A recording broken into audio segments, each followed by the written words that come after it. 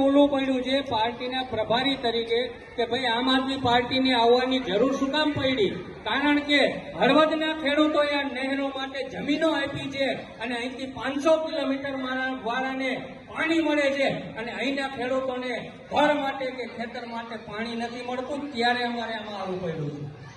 શેરીની અંદર ઉભરાતી ગટરો છે એ બંધ નથી થતી, એટલા માટે હાવેણાને સફાઈ કરવા આવવું પડ્યું છે.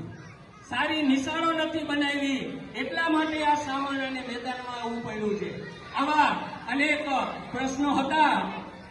એ પ્રશ્નો ને અમે તમારા થકી પત્રિકાના ઘોષણા પત્રના માધ્યમથી અમે તમારા સુધી પહોંચાડવાના પ્રયત્નો કર્યા છે.